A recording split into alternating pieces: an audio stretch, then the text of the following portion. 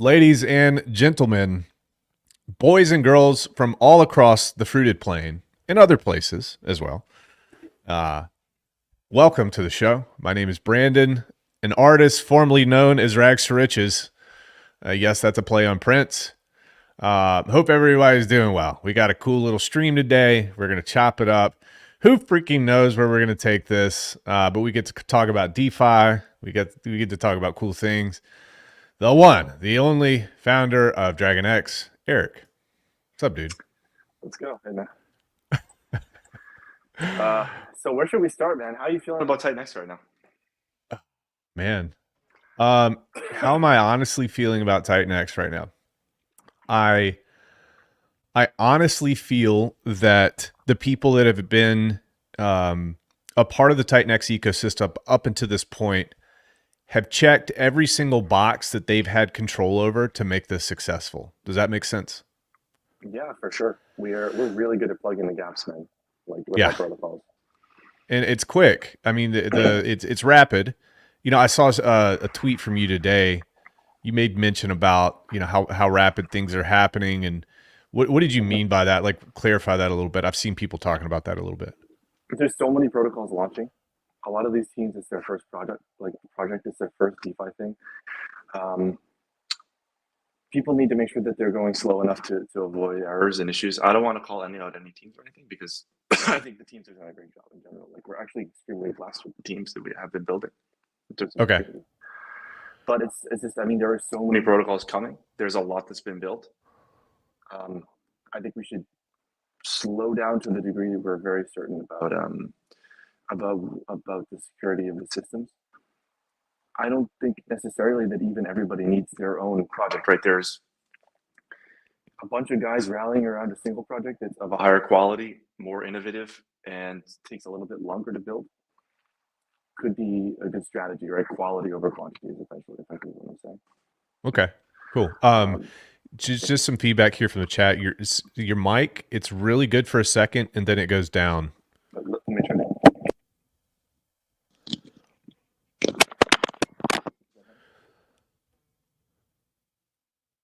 We'll check chat here too while he's taking care of that here. Mo in the house. What is up? Facing Reality. Boom. What's up? Facing Reality. Nice to have you in here. Luca, what is good? Nice to have you in here, Luca. Thanks for hopping in. Mobius. Yeah, love it. Dragon there. Gunnerboat, Steam with Titan Legends. I'm digging the artwork with Morpheus and DRAGONX. Dude, I'll tell you guys, you know, I'm not massively creative, but Grok is really coming around. So, you know, if you want some cool artwork, it really does a good job of capturing what you're talking about. And then it doesn't have like the crazy letter interpretations that other AI platforms might have. So cool stuff. Pulse Chain Trainer, let's drop some alpha. Yeah, we'll talk about all sorts of stuff. We're gonna we'll Joe Rogan this thing.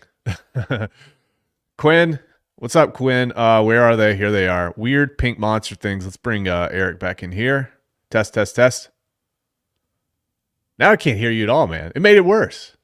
You're mute. You're gone. It's muted. Oh, there you are. Okay. We good? Yeah, dude, we're good. Okay. So yeah, maybe touch on real quick, like what you'd said, because it was just kind of in and out. Okay. You know, the rapid pace, etc. Yeah. There's a lot of building happening. For some people, it's their first protocol, right? So we just need to make sure we're very conscious of security. And maybe that means going slower, having people team up on projects so they can afford the proper teams to build it. Just because ultimately quality trumps quantity when it comes to this kind of stuff. Yeah. Like I would rather see 4 people get together, think through something really new, and then send that out and fund top tier audits, fund top tier dev. So this is what I was trying to get at there: quality over quantity, effectively. Cool. So, I think big time. the thing I like about TitanX is there are specific call to actions to give a general direction about where we need to grow out. I think that's important. Yep. So with that said, you know, you got people that are going to kind of pool together. They're going to use their intellectual ability to solve a big problem. What sort of problems do you see that need to be solved potentially, or directions that we need to go to make it stronger here? Yeah, I think there are a few. I think right now Burning Tink is a big one. We have this new platform, right? It's a real good way to draw people in, is to basically have a high APY system that they can immediately latch onto, right? A lot of people like APY. So one of the things that we should rally around is Burning Tink. And I think that is something that I'm talking to a few teams about right now, behind the scenes. One of them is Ascender, which I'm getting more and more excited about this protocol. I hope that, like I said, it's a matter of hitting a certain standard of quality. But if they can hit that, I would like to represent that, help to represent them and go on stream with them and promote what they have, because they have a really cool protocol that does burn a lot of Tink. So I think burning Tink is absolutely one element. There could be some other DeFi protocols that provide utility beyond simply like cyclical burning. You could have a fork of Aave or something. Another thing would be going cross-chain with Jake and helping to facilitate that. So that's something we're talking about. Is definitely one where I think there's going to be more opportunity to build utility. So those are a couple ideas that come to mind, but I'm sure Cool. there are plenty of others. How this is a problem that I have, and it's hard to deal with. Like, how do you choose the people that you kind of want to attach your reputational equity to? Like, which projects? Like, because that's difficult, right? Like, because there's so many landmines involved in that. The people landmine, the code landmine, all this other stuff. Like, so do you have any thoughts on that at all? You should probably have worked with these people before. Is a good piece of advice, right? Like, at this point, I'm not working with people for the first time on projects. Yeah. So maybe what you do is you cut your teeth basically promoting another project that you believe in, that's already proven itself to have like foundationally a good foundation, right? It's foundationally sound. It has quality code, quality community, a good founder. You work with them for a while, right? Maybe that person has resources. And then you go on together to the next thing.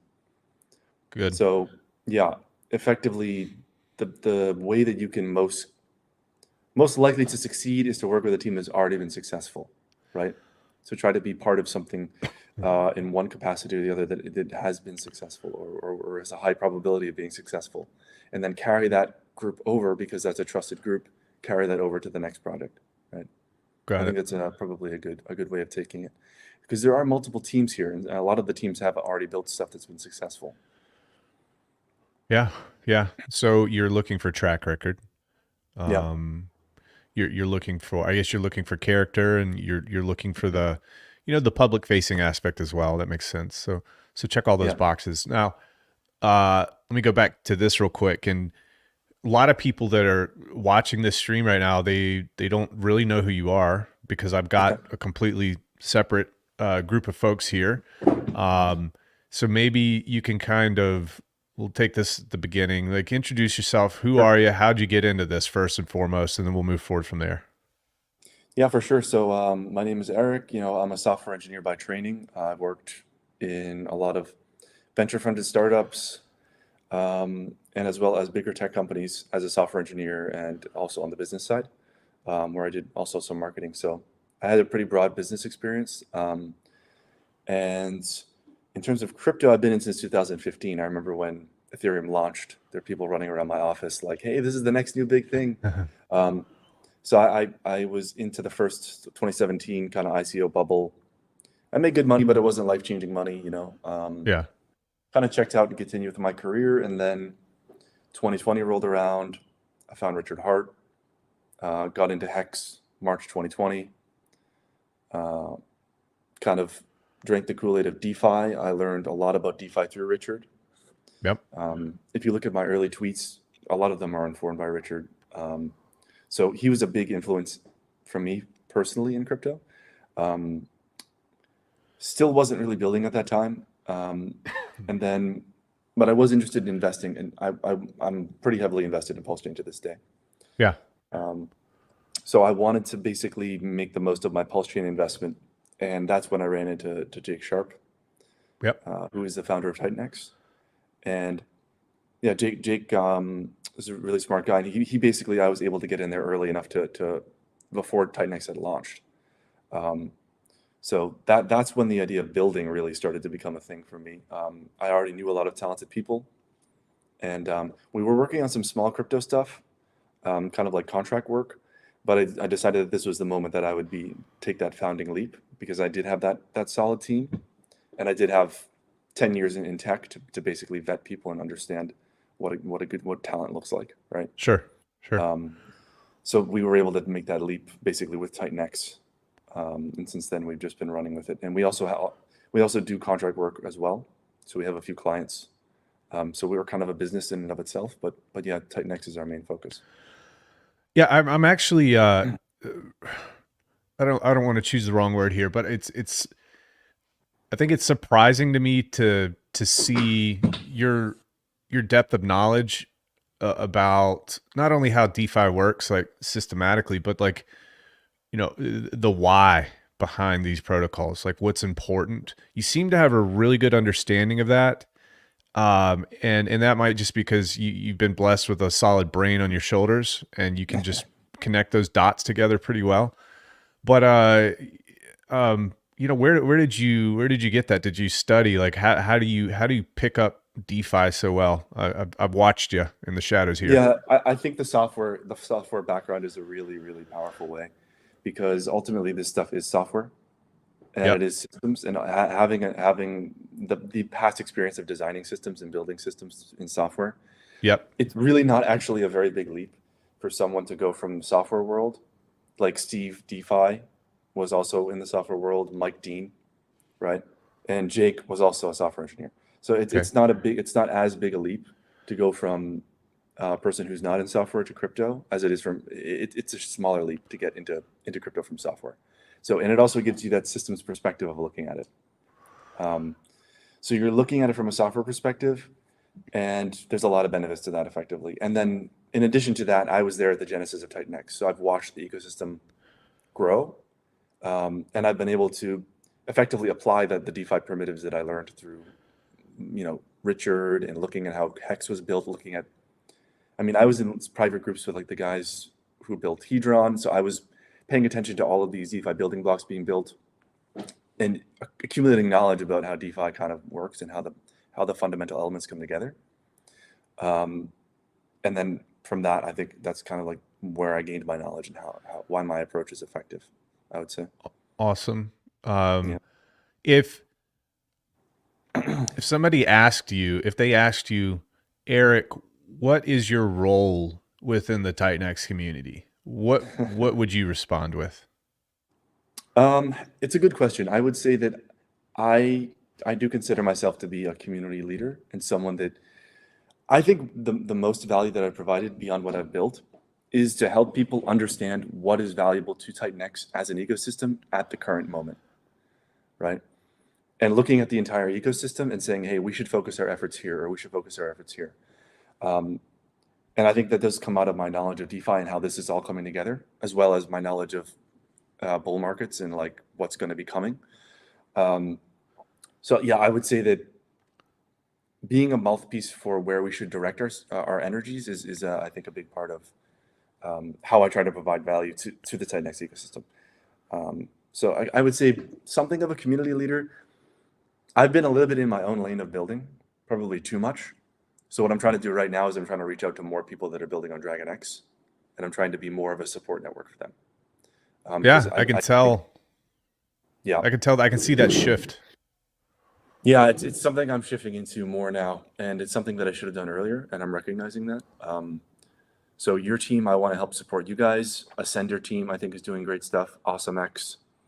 The genesis of AwesomeX came out of conversations I was having with the founder about, well, what if we could do kind of what Inferno does, but we do it on DRAGONX, we make it perpetual. Yeah. Right. So that was kind of where that came from. We did the baby DRAGONX contracts. So we've always been in the background supporting the ecosystem one way or the other, either through auditing code to try to find malicious stuff going on, Yep. or helping people design systems better. But I'm trying to be more forward and more proactive in helping people build on DRAGONX now. Is because I think it's a that very so? platform. From a personality standpoint and a trait standpoint, is that difficult for you?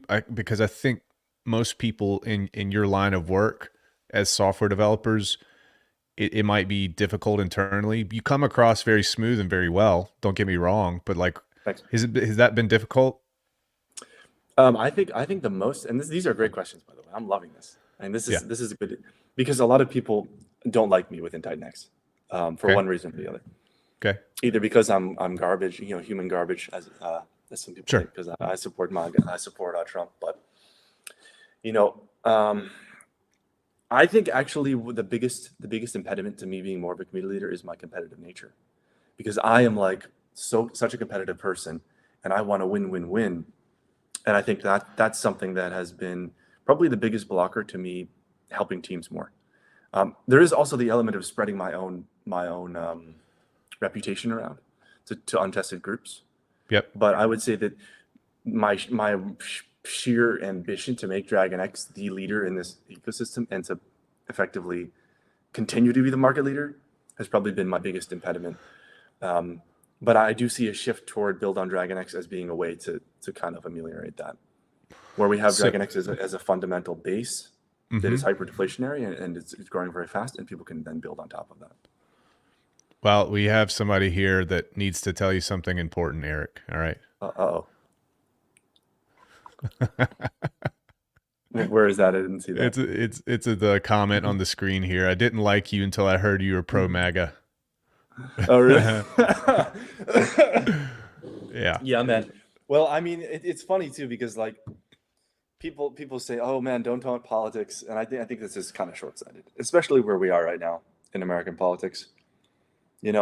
Like you've got one side that wants to censor speech, which would absolutely include crypto speech, by the way. Let's be honest. Like, I mean, it's you can't run ads, crypto ads. Censorship is really, really high in crypto. So you have these people who are like, "Hey, don't talk politics." Crypto is so politicized. It's one of the most politicized industries. Yeah. And it's not even something that we as crypto builders want to be politicized. It's simply something that the other side is trying to politicize, right? Yeah. And so you fundamentally can't get away from it until these people agree to finally let the ecosystem and the industry build on its own. So trying to pretend like it doesn't exist and like we're just gambling in this place, it's just like hiding away and waiting for these people to come after us. Correct. And I think the crypto industries realize this. Like you have these huge. Now you have a super PAC that's funded by Coinbase, right? Yep. It's a crypto super PAC. They're one of the biggest donation groups that are donating to this campaign now. And other people are realizing that the pendulum is swinging too far in one direction, and you can no longer ignore it, right? Look at Elon Musk. He's a person who just wants to build things. Like he was Obama's friend, but now he's getting militant because he realizes like the walls are closing in on tech.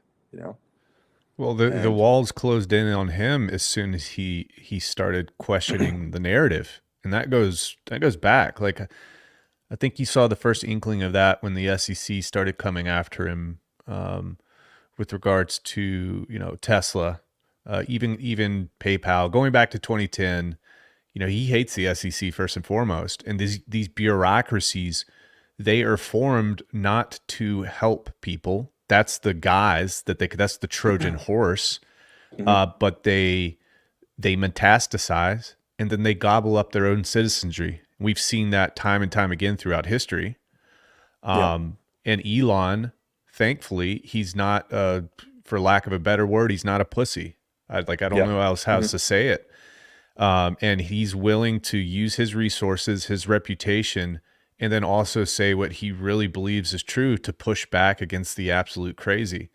And Eric, I'm glad that you are outspoken about this, because that I've made my entire online YouTube experience. I've been very outspoken. I remember making YouTube videos about whether or not Karl Marx would like Bitcoin. That was like one of my first YouTube videos in the past. Yeah. And I laid out my, all my theories on that, but it's important, man. Like, crypto is important, but crypto it's a way to capture back financial liberty, but it's a tool in the tool bag amongst many tools. And for us not to talk about politics with regards to this it's asinine. It's completely out of control. I hate when people try to come and tell me what to do or tell me what should come out of my mouth or not. Everybody preaches free speech until it comes to cryptocurrency. You can't talk about anything. You can't support anything else. You're trying to open people's minds up here. Yeah, I mean, it is. It's kind of funny. Like, I think it's kind of the serious. There are a lot of soy boys in Ethereum. I think that's part of the problem. Like, because I think the Bitcoiners are a little bit more political. They're a little bit more hardcore, you know. But there's a lot of soy boys in Ethereum, and you see these posts. Like, I was going after this guy today, Don Alt. And by the way, this is somewhat of a punching up marketing strategy, right? Yep, sure. Like Donald is a big altcoin guy, and he has 500,000 on Twitter, right? Mm-hmm. Or this guy Tim. I know this guy Tim is followed by all the big crypto guys. He's this guy who talks about spiritual awakening, blah blah blah. I like his stuff. He's actually very smart. He has a lot of good takes, but they also have this aloofness to them, where they think that they're just gonna make Wi-Fi money and sit back while Wall Street strangles crypto, and they don't think it's gonna come down and affect them, right? They think that you're gonna get a Bitcoin standard if they ban Bitcoin. You really think that's gonna happen? You're not gonna get a big there's a certain threshold that you cannot overcome, a certain threshold of control and a certain threshold of censorship that you Sure. simply cannot overcome, And these guys are making it seem like it's just something that they can be aloof about, and that they're somehow more elevated and more. It's just it's snobbery. It is snobbery. It's elitism that really exists, and the narrative about elitism didn't start in America, guys. This plays over and over. One thing, Eric, that really concerned me when I really started to have an understanding of cryptocurrency, I said, well, where's the innovation happening right now? And a lot of the innovation was happening in progressive think tanks concentrated in certain parts of the country. And I said, wait a minute, these people who have these ideologies are developing the technologies that's going to move cryptocurrency forward in the future. I said, that's a problem. We're very underrepresented. And I think that you got to understand, like, ends justify the means with these folks. And, I said, there's probably some UBI sort of stuff that's going to try to come out of this. There's going to be, we have to track people, massive privacy concerns. They don't want this to take off in a direction of liberty.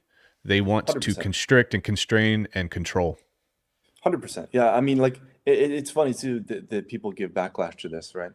And I really don't think that you understand the ethos of crypto if you think what I'm saying is particularly controversial or somehow MAGA or somehow right wing. I mean, if you ever listen to Eric Voorhees, who's one of the Bitcoin OGs, hardcore libertarian, I'm of that school, like these guys, they understand that crypto is fundamentally political, and they see what's happening to it. They see what the damage that AML KYC has done to the industry. Yep. Right. They recognize that the agencies are being weaponized to basically put crypto in a place of perpetual ambiguity to prevent the development of the industry while Wall Street decides what they're going to do with this industry. Yeah, it's slowing us down so they can buy time. Exactly. They want to see what the landscape looks like, and then they want to come in and dominate it, right? In a permissioned way, and they do that through regulatory capture. So that's effectively what's happening. It's happening with many industries. It's also happening with crypto. It's happening with pharma. It happens with all the industries. Basically, the big players. There's a revolving door between the agencies and between the private sector, and so the private sector employees are captured by the big businesses. And then effectively, they get paid off. They go work for the company and make their money. But while they're in the regulatory seat, they listen to the companies. Yeah. Right. Gensler and Goldman Sachs, for example. Exactly. So, I mean, it's all well known. And so I just think it's a little bit naive. It's more than a little bit naive to sit back and say, all we need is a Bitcoin standard. Everything's going to be fine. Like this guy Tim was saying, hey, you know, it's not enlightened. It's so the political arena is so ugly and so difficult to navigate, and it's so basically too dirty for him. Is effectively what he Cop was saying. out. It's a cop Right. out because he's not willing to say what he thinks. That's what that is. Yeah, well, I mean, like this idea that the political arena is too dirty is fundamentally flawed, deeply, because the political arena has always been dirty, and if you don't fight the dirty fights, then you're not going to be able to live in the clean world that you want to live in. Yep. Right? That's the entire premise of politics, is like you're effectively fighting for the world that you want to live in, and if you cease to fight for it, then you lose it. Yes. And this is like an age-old axiom, you know. Before this world of technology, before the world that everyone was prosperous, the place that the ambitious guys would go was politics. Mhm. That's where they affected change. That's where they built the world they want to build. Now we have this parallel world, this digital world of bytes, right? That we can retreat to build things we want to build. But ultimately, it's the physical world and the human world and the meat space that determines what we can do within the digital world. So you can't just disregard meat space, otherwise you end up with censorship. I mean, if Elon didn't buy Twitter, it would be total censorship. It's insane. You can't run crypto ads anywhere. The only way that crypto can market is X, you know? So imagine being someone who doesn't understand this, who potentially is even voting for, there are Ethereum softwares who are absolutely voting for Kamala. You can tell by the way they tweet. Oh, I can tell. There's one guy that's bad, a big Ethereum guy. I forgot what his name is. Yeah, But yeah, I see it constantly. Look, But anyway, yeah. Oh, go ahead. No, you say your last point. No, I was going to say also evidenced by like, look who the XRP guys have come out and endorsed, which is the Democrat Party, Kamala for this. And you know, when I remember when they were under SEC investigation, we go and we find that they are working closely with the United States government with the rails for the CBDCs, XRP and these guys. So they're under, you know, litigation, and then this is happening as well. It's like it's happening right under our eyes. Everybody's on board. The Bitcoiners are walking around with this. They're like, oh yeah, you know, who owns the Bitcoin? It's being concentrated in Wall Street. Everything's good. Who cares? Our bags are pumping. Go Bitcoin. But that changed. It didn't used to be like that. So how come nobody's being intellectually honest about these changes that are occurring? It's because of greed and it's because of money. Price go up. And I think the institutions know this. They're buying Bitcoin like crazy every single day, the ETFs. So it's a weird world, man. How do you think it's actually talk about what you were going to talk about before I interrupted you there. No, it's just another point. Like I was making some analogies on Twitter, which are effectively like acting like you don't care about. So if you think about society, right? It's like a multi-generational cathedral that's being built, right? And it takes hundreds of years to create a republic like the United States. Okay. You could argue that it took 1,000 years because of the whole Enlightenment, everything that came before, all the thought, all the wars, all the people that died, the Reformation of Christianity, all that stuff that basically funneled into the founding of the United States. Okay, extremely high-minded principles that have never been replicated anywhere else. Yes. Okay? So running for 300 years. Yes. It's a once in an epoch kind of state formation that happened. Yes. Well, you know. And to act like you're aloof from that is like saying, oh, I don't care about, like none of these rich Ethereum guys would ever say, I don't care about cuisine, just give me whatever. I don't care about architecture, just build everything with concrete, right? But when it comes to the architectural edifice of our politics, right, it's just, I'm too refined for that politics stuff. And that's exactly why we have such crude politics, is because the ambitious guys, up until like the last few cycles, like Elon's doing it now. But if all the ambitious people are like, it's too dirty for me to touch, then what you get is you get the boobs who go in. You know, you don't get the quality people in politics. And then there's fill the void. There's a counteracting effect. Yeah. You know? So it's kind of obvious. I mean, I don't know why any of that's controversial, but it's just kind of reality. Yeah. Dude, there's so much to be said about certain groups in the world these days that want to take thousands and thousands of years of knowledge that is proven, tried, and tested, and they want to just throw it out with the bathwater. And they want to start building their own pillars and institutions. They want to destroy everything out there and build it from the ground up. It's quite frustrating. I think that's very irresponsible as a society to do. And there are certain people that are pushing it much more than others in politics. Specifically, the ideas that started back in the 1870s, 1860s and 70s with Marx and Engels. I mean, those policies and those ideas and those philosophies have probably led to more physical deaths than just about any other policy or philosophy in human history. Pure amount of people who have died because of that, especially in the 20th century. Have you read the Gulag Archipelago? Bro. Got it right here, buddy. Like, I think if everybody should read that book. It's one of the most harrowing books you will ever read. It's crazy. Like, it's literally a perfect case study in how when the right people, when good men don't stand up to evil and they slink away from it, it just continues to walk toward them and the entire society falls apart. Like, it's really fascinating. So it's a psychological book because it really shows you how people will hide away, and that cowardice actually creates just this oppressive situation.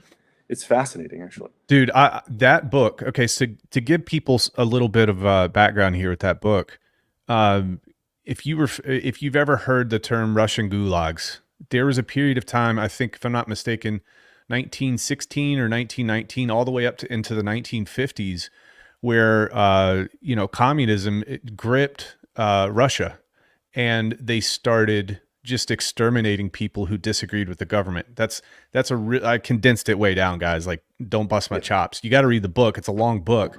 But this book was the first book that was published that allowed the American people to really understand what was happening in Russia. The U.S. government was trying to keep it quiet a little bit because they are also trying to work with the Russian government in certain ways. But when that book came out, everybody was just dumbfounded. I mean, they didn't believe that this was happening. The amount of human suffering on the scale that it happened, they had no clue. So the American public, this was their first introduction to what was happening in Russia. And Erik, a particular part of that book that has always stuck out to me in such a big way, and it's so applicable in many aspects of my life, is they talk about the people with the brown shirts, which are these government agents that are kind of intermingling within the communities. Yep. And if they see something that they don't like, what happens is they come to your house late at night, very quietly. They open the door, they interview you. Maybe it's 2 or 3 of these people. They take you out and you're never seen again. And then you're put through the sewer system of the gulags. But what was important was the way that he described it. He says that these people would sneak inside the houses. Well, why would they sneak inside the houses? It's because they know that they are outnumbered by the populace. They don't want to create a scene because they can be overpowered. So they tell everybody to be very quiet. They don't bust down doors. They knock very politely. They act normal. They tell these people to be quiet. Now, what's the parallel in society? Just like you said, if you don't speak up when you see bad things, then you're going to have this sort of thing destined to occur once again. And the government knows that it's overmanned and it's overpowered, and they hate when people talk. They hate when people speak to each other, which is why they have to cut out free speech, because that's one of the easiest ways to communicate ideas and tell your neighbor and talk to your neighbor and have consensus about good things and bad things. They don't want that. They want to control the narrative. So dude, I think that's one of the really scary messages of that book, is how basically the cowardice of people allowed for, because had they just stood up and revolted, there's no way that these commissar guys, who by the way had quotas, they had to deliver, because they would have been disappeared if they didn't bring 20 guys in every week. So basically the whole society is consuming itself. But yeah, I mean, this idea that basically at any point, if they could just have shaken off these people, except each person was too afraid and too self-interested to defend the person next to them. Yep. Right. And that's what I see in this crypto world, where it's like, oh, I'm just gonna hang out, and I was early on ETH. I'm just gonna hang out over here. I'm aloof. Politics is so dirty.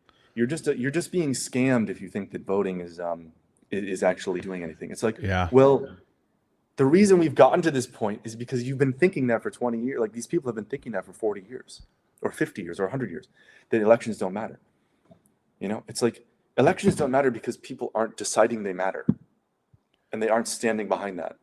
And it's the same thing with crypto. Like, if you don't decide that AML is unacceptable and you don't lobby your congressman to do something about it, then they'll just keep moving the regulation closer and closer. There'll be KYC wallets. You know, DeFi will be illegal. You'll need a license for DeFi, you know, which affects my business and my life. So, like, I just think people, they're not quite grasping the second order consequences that come from Yes. things like this. It's human nature to a degree. But It's hard to break. It's hard to break out of that and think in waves. Another good book for anybody out there too. Will and Ariel Durant, The Lessons of History. This book really taught me, and he has a series of books that go over all sorts of civilizations, the rise and the fall. But the thing about this book that I appreciated was you got to understand that you're just a tiny speck of dust and you're on a wave in the ocean. But you got to understand too that you might be on a wave going one direction, but when you zoom out, you're actually on a broader wave that's going a completely different direction. And things shift over time and they refine over time. And when I say over time, I'm not talking about 10, 50, 60 years. We're talking about in time chunks of 500 years and 1,000 years. And the damage that you do can take a very, very long time to repair. That's why it's so important to hold true and keep liberty in the hands of the people who have fought to get it to this point. Because if you lose it, it's really hard to get it back, man. Yeah. From a philosophical standpoint too, and then for my ethos in terms of cryptocurrency, I happen to believe that cryptocurrency is not the most important thing, but I think it's an extremely important thing. I think that we are fighting to keep society buoyant right now, and there are dark clouds on the horizon. And I want to be a part of the solution. I want to be a part of the fight, and hit this head on. For a lot of my life, I kept my mouth shut, and I felt ashamed. And you know, there was a time in the past where I said no more. So here we are. You know.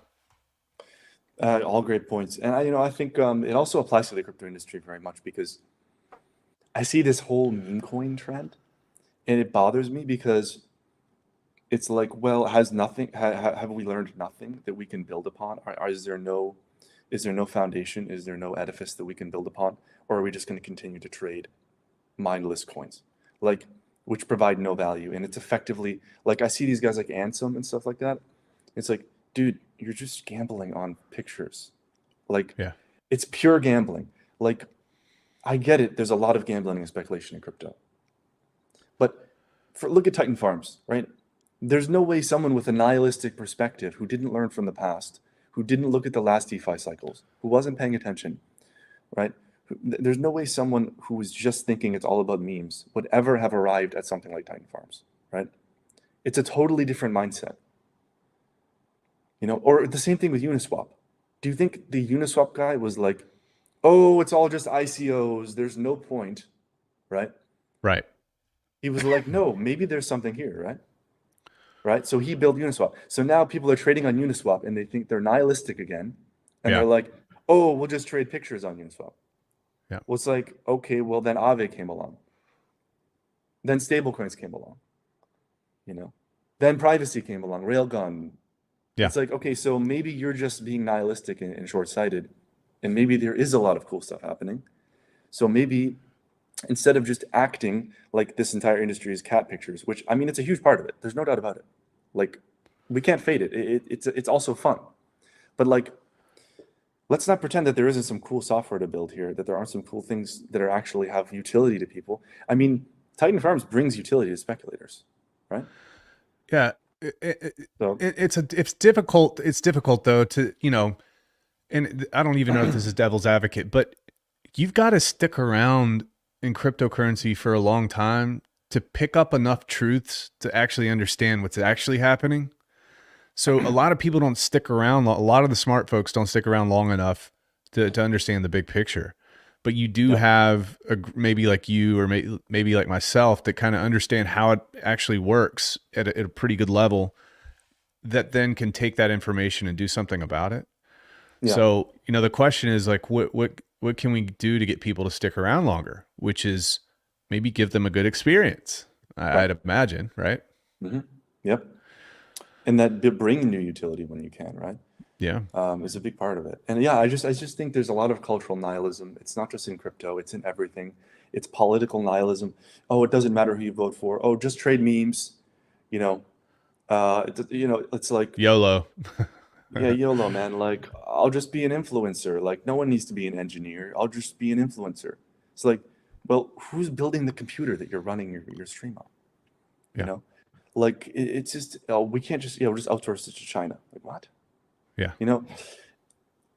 And it's so funny because in this world of cynicism, it's the people who have the principles, who stand on principles. They're the ones that make the difference. It's just that the bad people have principles. They want you to be nihilistic. Correct. They have principles of their own and aims of their own, right? So if you don't stand on good principles, then you're not resisting them. Like, I mean, look at Elon. Like, he's a dude, he probably has mild Asperger's, right? And that's the kind of guy you need these days. Peter Thiel says this. Have you read 0 to 1? I've not read that, no. Great book. But basically the idea is we've become such a nihilistic, consumeristic society that you need these people with Asperger's to go, wait a second, there's something that can be built here. There's something new, something innovative. I have a vision. Now, is that because the there's an emotional detachment and they're able to see the logic in what's happening better than others? Exactly. Is that the thought process? They're less socially connected, and they're more connected to their own thoughts, their own feelings, and their own aims, right? I mean, I don't claim to be an expert at Asperger's or whatever, but you get what I'm saying. Those generally type speaking, of people who are principles oriented and they're engineering oriented, those kind of people, those are the ones who actually make the breakthroughs, because the society is like this stagnant thing, and then the people who actually think at right angles are the ones that actually break society to a new level. So Elon is like rushing to Twitter to buy it, and think about how many haters he has, right? And a lot of people don't even understand it. But you see how far ahead of the game he was? It turns out they were censoring us massively. Yes. Right? And now with the rockets, the same thing. So ultimately, if you don't stand on principles, then the people who you don't like, who are trying to invade you and take away your world, they stand on their own principles. So if you don't stand on something good, then the bad people who are standing on something bad will win. Right? Yeah. So you can't be this person who's just like a consumer who just, there's a famous quote from Elon. He says basically, it's not, life just can't be about solving problems, right? It has to be about something bigger, right? And that's ultimately what drives society forward, like bigger ideas than just, I'm going to make a few bucks, I'm going to store it away. And it'll become more obvious, right? As the government prints more money, it's like, okay, well, where are you going to put it? Because you can't buy a house, you can't even afford a car. Cars are like the cost of houses now. You have to finance them. So like the walls are closing in, but you're just gonna make a flip on a meme coin and it's all gonna work out. I don't think so. Like, and it's reaching that point of desperation. Where and now people they're gravitating to crypto because it's a pure asset, right? That can resist some of that. But then if the regulations come, then they're screwed again. Yeah, I would be completely remiss right now if I didn't mention what Richard Hart is doing in court right now. What he's fighting for right now is setting the precedent for the entirety of cryptocurrency. He's got a really strong legal team as well, and I think that one of the reasons why it doesn't get more press in crypto at large, broader crypto, is because some of these people actually don't believe, again, in liberty or freedom of speech and things of that nature. And think about all the people who own some of these major reporting networks in cryptocurrency. These are OG Bitcoin people, or these are like Silicon Valley, Ethereum people they control the narrative. So we have these little like little mini tyrannies that are popping up that are not giving attention to the things that actually matter. This is huge for the whole cryptocurrency community. What are your thoughts on that? Oh, 100%, man. I really hope Richard wins. Like, Richard is one of the heroes. And it's interesting because Richard tweets a lot about politics, right? He tweets vote this. You know, he talks about how the impact of the case is going to impact all of crypto. This guy's a freaking fighter, man. It's amazing. Yeah. Richard's amazing, you know? Yep. I really hope he wins. I think if Trump wins, he'll probably do all right, you know? I don't know what's going to happen if Harris wins, you know? But well, I think Gensler sticks around to at least 2026. Janet Yellen might croak before 2026. That means Gensler takes Treasury Secretary, which probably isn't a good thing either. So there's a lot of bad things, man. Like, it really feels like a tipping point, more so than any tipping point I've felt in my entire life. I've not been on this earth forever, but I've studied elections and I understood what was on the line previously. So I think it's very important, especially for cryptocurrency. They do not like people doing what they want to do with their own money. And it's because the system that they've created financially is teetering so much that any variable that they do not control has the potential to crash things. And then who suffers as a result of that? It's regular folks. And they take over. And it's report Venmo $1,000, report Venmo $600 or more, or $500, and it keeps decreasing. Like they have to have control over this command and control economy here. it's brutal. Using a bank now for transfers is absolutely the most painful thing. Yes. I mean, we're so lucky to have crypto. I can't believe the world is operating on the system. Sometimes I have to dip into it and do a wire transfer. It's painful. It's so painful. Yep. Yeah. No, I mean, it's so interesting too, because people are like, oh, elections don't matter. It's like, man, it could be the level of control. People don't comprehend the level of control that's out there. That these people can put on us. Like, just be glad you have the agency that you have and exercise it. Because, for example, I lived in Nepal. Okay. Yep. This is a total slave state. That the people within the country, the banking system is totally cordoned off from the rest of the world. So you cannot transfer money in or out because they want total control over the currency. Cryptocurrency is banned. There's a 300% tax on vehicles. So, and there's many, many taxes. So they effectively have created this open air prison. And then all these guys are living in Dubai. So let's go back. This is important. What, you know the answer to this. Explain to the folks. Why is it so important for them to take away the ability, or why are they taxing the cars? Why do they do that? I mean, it's almost like it's suicidal policy, but they want to keep the economy down. Yes. They don't want people to be too rich. Traveling. They don't want people to be rich. Commerce. They lock all that down. They're locking it down because basically the ruling class, this is how bad it is in some places in the world. The ruling class is rich enough for them, so they refuse to change any of the rules of the game, to the point where they want to print. They have total control over the financial system within that small country. Yeah. So you're not allowed to transfer your value in. You're not allowed to transfer your value out. So why do they do that? It's because then they can just inflate. They can inflate $20 million. Yep. They can dump it into the economy. They can extract value, and then they can go to Dubai and live in a mansion. And that's their entire, it's a control structure based on financial control. Yeah. And you know, like if you talk about it, you get disappeared, man. You get disappeared. Yeah. And this isn't even like a country that's known for its, and there's many countries like this. But there's too much at stake. They're so addicted to that inflation. They're so addicted to that power that if you try to take it away, you're gone. You're just a small 100%. Little, And what happens is one of two things happen. Either the government murders all the people, or the people say enough is enough, and then they take care of business. Those are really the two outcomes in these instances. And mostly these days, it's the people saying is enough, and then they excite some sort of change in the government. But it's so interesting because I think Americans are they're just so naive. Yes, I was about to ask you about that. Yeah. Yeah, the naivete is incredible. It's like, oh, we don't need guns. What is this barbaric? Oh, the Constitution is so old and barbaric. It's like, dude, have you been to half the countries on the fucking planet outside the Dude, West? exactly. These people are enslaved. It's not a Dude, joke.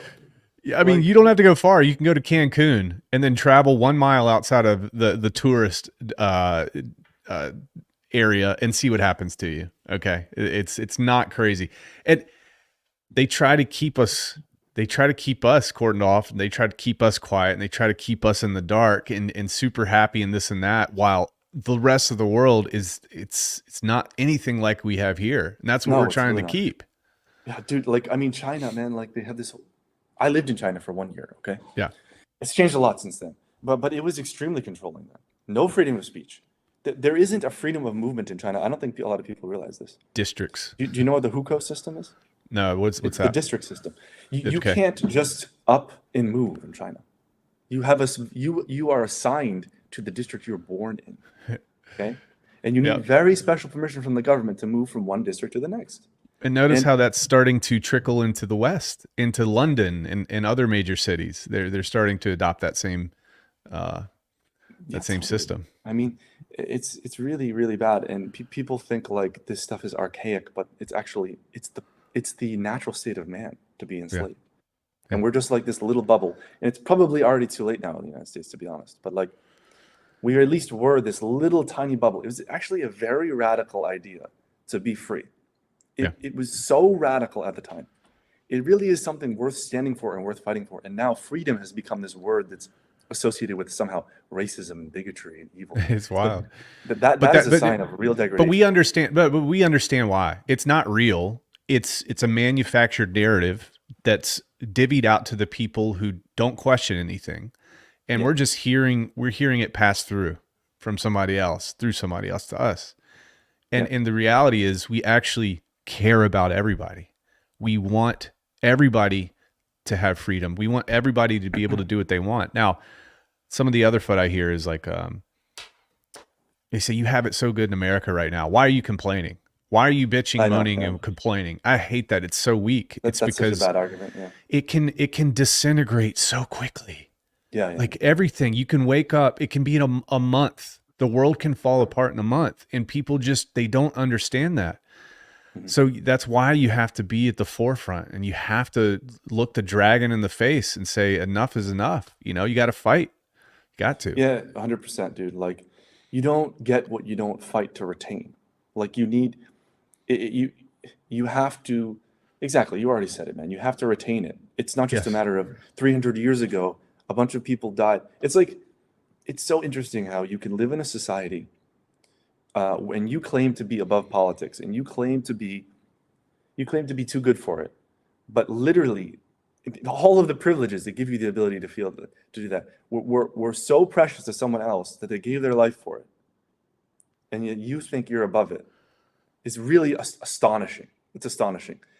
The cultural shift over 300 years to the point where it was once something that people would actually die for. Die for. It was that important. To going to something where it's like, oh, the voter turnout is like what, 20%? It's like, it really goes to show like the rot of basically society in a sense, right? It cycles, man. It's unfortunate. It cycles. We know how this plays. I will say this. I've got more hope, Eric. I've got more hope now than I did even a year and a half ago, because I felt like I was on an island. I'm putting myself out there. I'm trying to wake everybody up. And then suddenly you started to see some pretty prominent figures say, wait a minute, this doesn't make sense. And then Elon with his, it's funny, they trash billionaires and they say, look at all these horrible people, but it's billionaires between Trump and Elon who are turning things around in a market way. I just think it's that's so ironic. funny, actually. I love the Elon is an idiot people. It's like, yeah. Okay, Elon's an idiot. Did you see that video that I posted of Elon? He goes through his factory and he names every single part in the Falcon rocket by heart. He knows how it's manufactured, where it goes on the ship, like all the potential deficiencies, et cetera, right? He has a photographic memory. He thinks this is important, but you guys don't think it's important, right? Yep. So I guess you're just smarter than Elon. Like, yeah, obviously he's this like, stuff's important. I saw some reporter, they're trying to get him, typical progressive bullshit. And they were like, "Yeah, you're a self-proclaimed engineer of sorts. Where did you get your degree?" He was like, "Oh, I learned about rocketry by reading as many books as I could, and now I know rocketry." I just thought that was beautiful, because really that's all it takes. And they've also brainwashed people to think that you have to get a bachelor's degree to learn something or understand something too. And Yeah. that's a big part of the control system I think that's in place. Yeah, it's really good point too. Like actually, people would benefit from understanding logical fallacies. I think it's something that a lot of people don't get, but that's called the argument from authority, Yep. right? Oh, you don't have this degree. You don't have this credential. You're not qualified. Like, and the people who do have it, they say this, this, and this. So you're just wrong. Like, Yeah. so that's the argument from authority, where actual logical fact is not in stake. It's an ad hominem type of attack. That's another one. If you look at so much of what the left is doing right now is ad hominem based, right? Yep. And has been for a long time. It's not about the substance. It's not about the politics. It's about Trump is bad, right? It's about Yes. JD Vance is bad, right? It's about, oh, you're racist because you support basic fundamental ideas about freedom and liberty, Yes. right? It's about attacking the person because that's fundamentally a more repulsive and more relatable to the average person than actually thinking logically about an issue, which requires like multiple steps of thinking. Well, So- and the thing with that is, and I'm sure you've seen this, these people cannot compete on a battlefield of ideas with exactly. what we're talking about, and they never will be able to, and it's because it's not grounded in truth. Now, not to say that people do bring up some good points, and not to say that, Of course. but I think the best way to right the ship is to give people more liberty, not less. And that it really boils down to that, man. I think people can fix things on their own, and I don't believe that they believe we have the power to make our own decisions and change society for the good. I think they want to do it. They've got the best decisions. Everybody else is stupid. Everybody else is dumb. Yeah, And it's I believe in fundamentally human ingenuity. paternalistic. It's a paternalistic view of society that comes from a belief of superiority, which is ultimately like it comes from privilege. Like a lot of the people that are supporting these terrible policies are professors. Okay, they're people from rich neighborhoods. Trust me, I went to good schools. I lived in a good neighborhood. For whatever reason, I slipped through the cracks. But a lot of these people truly believe they are smarter than you. Like, I mean, I know people like I was on MIT campus and living there, and all my friends. I started a nonprofit that was funded by Harvard Medical School to give basically an electronic medical record system to Syrian refugees. Okay. Wow. So I was deeply embedded in the Harvard kind of group. And I was a CTO of that. And I'm telling you, these people, a lot of them just have superiority complexes. They really believe they're better than you. Yes. They believe that they are personally superior intellectually and that they know better. Yes. And that is an ultimate sin, to believe that you have that ability, that wisdom and knowledge, when in reality, there's something called irreducible complexity, right? Okay. These people don't actually study a lot of the logical ideas that would actually underpin good thinking. But there is this idea of irreducible complexity, right? Where it doesn't matter how smart you are, right? You have to operate only on a heuristic basis, because you effectively cannot compute the potential outcome of an action because it's too complex. Sure. Politics is one of those things. Politics runs on axioms. It runs on axioms that are Fundamentals. Yes. Yes, it runs on axioms that have been proven over time. They're heuristic. Yes. It's Very heuristic wise, knowledge. Just because it isn't computed does not mean it's not wise, and does not mean it's not something you can build on, right? And that's the difference between heuristic and other types of knowledge. It's like, okay, this has worked in the past. We should continue with that. Like, we just need to accept that this is something that works, which is individuals in a complex system need to be able to have as much degrees of freedom as possible so they can make the most rational decision, which leads to a efficient economy, which leads to prosperity, right? Yep. But these people forget these kind of things because they have this engineering mindset. They have the mindset that they're better than you, and they figured out the game. Yep. So they can come in with a regulation that's going to fix it. But it's like they push here and something pops out here, right? It's like the human body. They can't accept these traditional axioms. They can't accept it, and it's because it's not been blueprinted.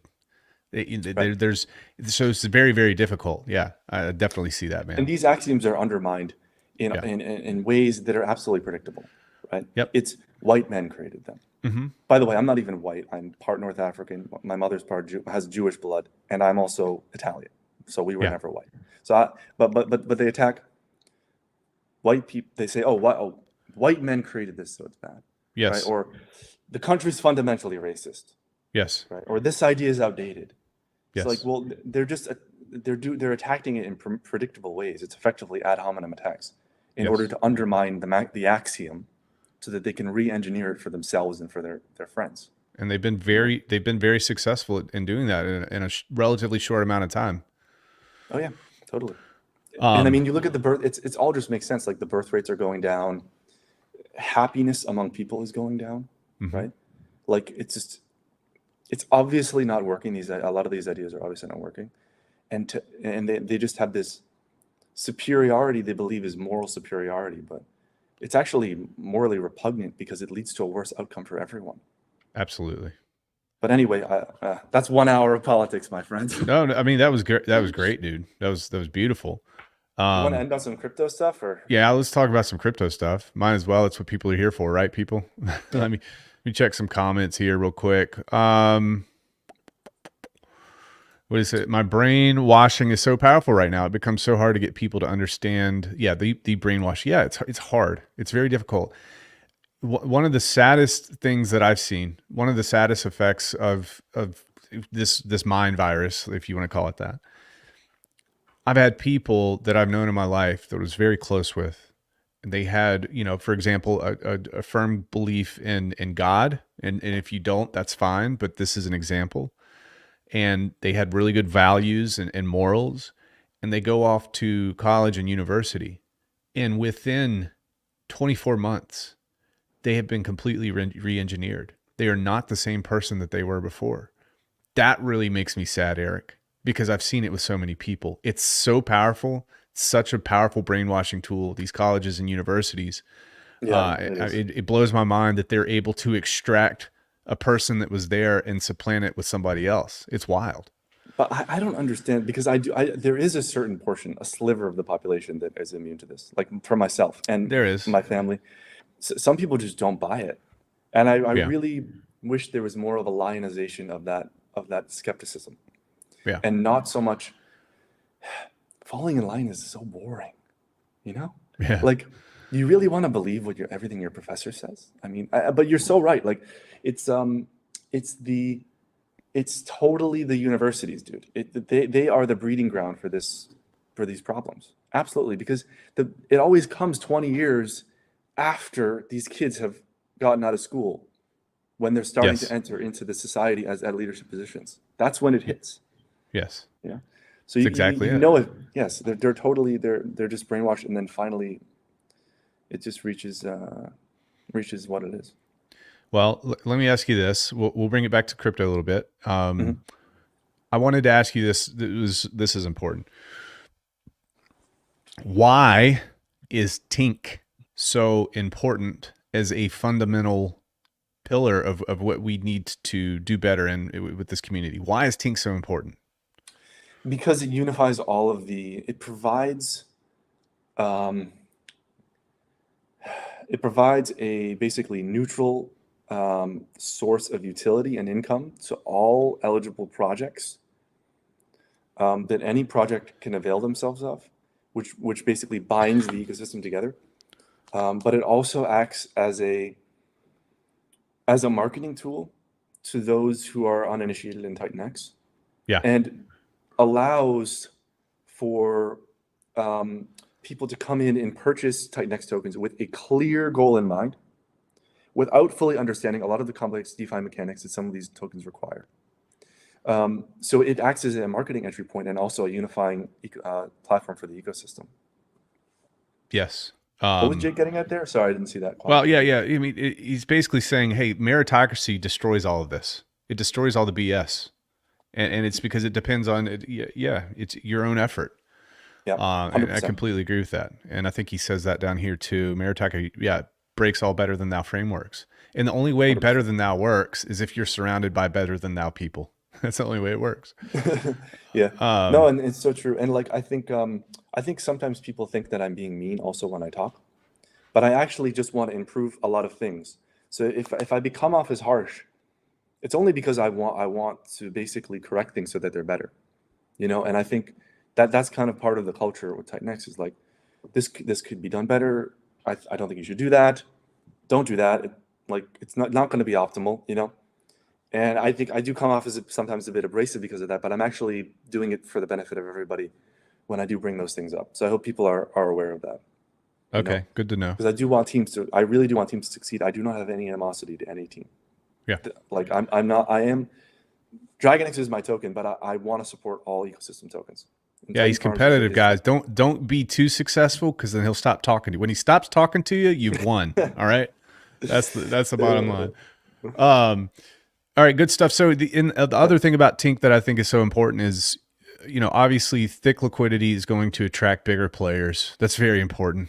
And they want the Good point. rewards to be there. They want the liquidity for the rewards to be there. So Yep. thick liquidity is very important in that way. So yeah. Yeah, for sure. All right. Okay, cool. All right. So moving forward. All right. I know there's things you can talk about, things you can't talk about. You've hinted at some things, this and that. What does Titan X look like in the next 12 months? 12 months from now. What do we look like? What would you like to see happening? What are your thoughts on that? Just throw it out there. Yeah, I do think we're still going to get a bull market, even if the election is effectively stolen or heavily influenced in a few crucial districts, which is basically all it takes, you know. Yep. But I think there'll be a big ass dump if Harris gets in. But Yep. ultimately, I think we're going to continue on because rates are being cut, so money is getting cheaper. So when money gets cheaper, eventually it will flow to risk assets. Rate cuts this week. Right. The government has to roll its debt over, and it's too expensive to do it at these rates, so they're going to lower it. So I think we have a bull market. I think we have a big deluge of cash coming in, and I think that you're going to see projects potentially get money that they don't deserve, potentially, because everything's going to start working. So keep an eye out for that. I also think that a lot of great projects will shine during this time, the next 12 months. Hyperdeflation, obviously, is massive for us. So I think that's going to probably do really good. I think you'll probably see price appreciation in Titan X. So much burning is happening. So and then X28 is going to come out. That's going to be a huge catalyst. Jake has his hyper-deflationary play, right? It's going to burn even more Titan X. The quick and dirty about X28 for my viewers here. What's that all about? Quick and dirty. X28 is a cross-chain protocol that effectively burns Titan X stakes and probably other tokens as well. But it will enable, it will be basically the gateway for Titan X to go cross-chain. So for example, X28 is what will be bridged and distributed to other chains for new DeFi protocols. And that X28 will be probably burned on those chains, right? But the only way to get X28 is to basically burn Titan X on Ethereum. Okay. So it's almost like having a side chain, and the validation mechanism or the mining mechanism is X28. Very cool. That makes sense. I see that. I see how that works. And that's kind of, Jake is talking about, I think I was one that put this idea in his brain, by the way, of having a Titan X chain. But basically, Titan X is like a mining protocol, or X28 can be like a mining protocol.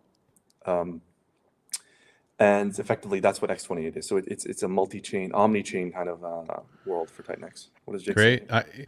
He said Kamala wins, good for crypto because of hyperinflation, and all that money will flow into risk assets and protection. Yeah, and that's the thing. We're just at the point in the cycle where they've got to roll that debt over. The interest payments are just too much. They've got to decrease that. So we're gonna see that definitely. It's coming. Yeah. It's coming quick. All right, cool. So we've got that. What about what about DRAGONX, man? Here, hold on. Let me ask you this, Erik. I think you need to tell the community right now why the buy and burn is not on. Tell me right now, Erik. Right now, no excuses. We demand it. Tell me. I've been I already said this on a stream, but yeah, no, I mean, I just want to wait to see what happens. This is a massive week for Titan X and for the broader markets. Yeah. And I would like to see if there is a greater period of capitulation. Yeah. Because if we can get Titan X at half the price it is right now with that Ethereum, then that's just way more efficient. Yeah. So let's just see what this incredibly volatile week holds for us, and then move forward from there. Great. Ultimately, there's only one thing that can happen with that ETH, right? It's buying DRAGONX and buying Titan X. There's no other option. You mean you can't put it in your bank account, Erik? Is that what you're telling me? Unfortunately not. Oh, see? Wouldn't be very He's fair. honest. Wouldn't be very fair. No, no, we got a good reward. You know, we're very happy. And ultimately it was the adoption from the community that made that happen. So thank you guys. Yeah, I like that Jake is putting that positive message that crypto will win either way. I think that's really great. Yeah. And I do hope that the politics is now sufficiently influenced by crypto that either party will recognize that they probably shouldn't murder this thing, although I'm still quite skeptical, but we'll see. But I Wildly do think skeptical, Jake's yeah. message is positive. Jake's message is very positive, which I love appreciate. it. Me too. It's good. We win either way. Okay, cool. You know, somebody wants to talk about the Lotus announcement. I'm going to leave that to the Lotus folks. I think that probably just happened. I've got no idea what it is. Okay. But yeah, great dude. You know, what are you excited about in terms of, so you love Titan X, you know, you're participating in the Titan X community, but you're a DRAGONX dude, man. So you're unapologetic about that. True. That's important to you. So what are some of the course. things that will help DRAGONX the most moving forward? Yeah, it's a good question.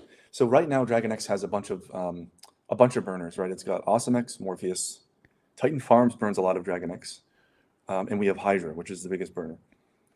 But that's not enough. So what I want to do is I want to do deeper support for protocols that are burning or using DRAGONX. Okay. So ingratiating myself more with those teams, helping them succeed, getting them the resources they need to succeed, is a big thing that I want to do now, because DRAGONX is a almost $100 million asset at this point. Yes. So it is actually a really good place to stake your 10. And if you're doing quality work, I want to be there to advocate with you for your project. So that is one thing that I want to work on. The other thing is, when Jake goes multi-chain, I want to be there with DRAGONX, and I want that to be the underlying token that basically propels us multi-chain.